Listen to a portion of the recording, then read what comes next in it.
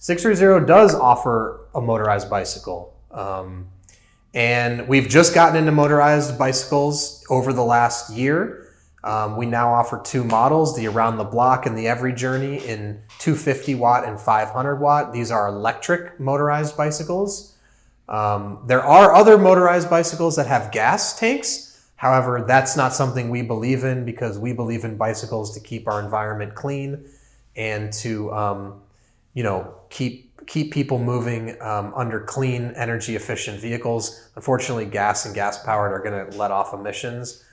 So the motorized bikes that we carry are electric based, plug-in chargeable motorized bicycles. And the reason we got into it is because the society, US, is really changing, and electric vehicles in general are becoming more popular, and bicycles are becoming a bigger primary mode of transportation. You see cities across the country adding bike lanes, improving bike laws, making room for people to ride bikes more safe in cities and towns and suburban areas. So as this shift is happening, it's made sense for sixthreezero to start making motorized bicycles because it's something that's being adopted more and more, and that particular segment is growing about 50% year over year. And people are starting to realize that for commuting under 10 miles, a motorized bicycle is actually a really, really great option. And we wanted to be able to supply that to our customers. People said it was something they were interested in. And we, of course, want to make the products that our consumers are using. So the major reason a motorized bicycle differs from all of our other bikes is the motor. There's some other elements too. Our motorized bikes use different brakes than the standard bikes. But if you look at the Around the Block non-motorized and the Around the Block motorized in our lineup, the biggest distinguisher is the motor and the battery. The other distinguisher is the braking system. We're using a little bit more high-powered brake on the motorized bicycle versus the non-motorized version of the same bicycle. And that's just because you're going to be traveling at higher speeds on the motorized version of that bicycle. So you want to ensure you're able to stop at the higher speeds. The way we at sixthreezero can help someone who's looking for a motorized bicycle is by first understanding their needs. Really understanding how far are you going to ride, where are you going to ride, what kind of terrain are you going to ride. If we can answer those questions, we can really steer people in the right direction. And this is across all motorized bicycles. We're not just talking about sixthreezero. If we believe, based on what you tell us, that our motorized bicycles are not right for you, there are a lot of different motorized bikes out in the marketplace.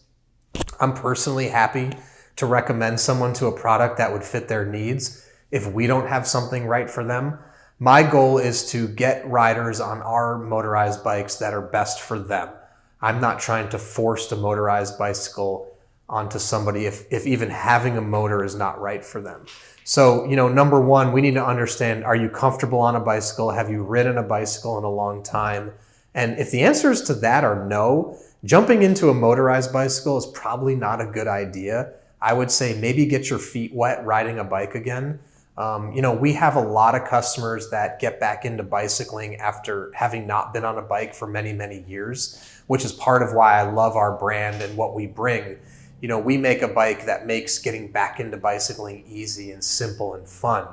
Now, if you haven't ridden a bicycle for, say, 20 years, jumping back in and getting on a motorized bicycle, not my first recommendation. I would say get comfortable on two wheels again, get comfortable balancing and steering, and then maybe, in a year or two, jump into a motorized bicycle. You're going to end up spending a lot of money to buy a motorized bicycle. If you're not comfortable using it, it would be a waste. So albeit fun, they are a little bit more dangerous. They obviously go faster.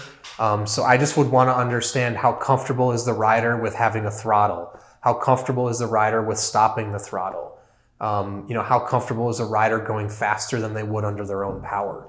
Riding a bicycle with a motor is a different experience versus a non-motor, because you can go very fast and you could crash. You can crash on a normal bike, but crashing on a motorized bicycle is going to be quite a bit worse if you're hitting speeds of 15, 20, 25 miles an hour. So we just want to make sure, number one, My advice to help anyone find that is, are you ready for this type of bike? Feel free to reach out to 630. We can talk to you more about motorized bicycles, what goes into them, what it's like riding them, how to be safe with them. And also, if you're getting back into riding after a long time, or if you're a first-time rider, I'd really love to understand kind of your athleticism, your ability to balance, things like that before I set you loose on a high-powered motorized bicycle.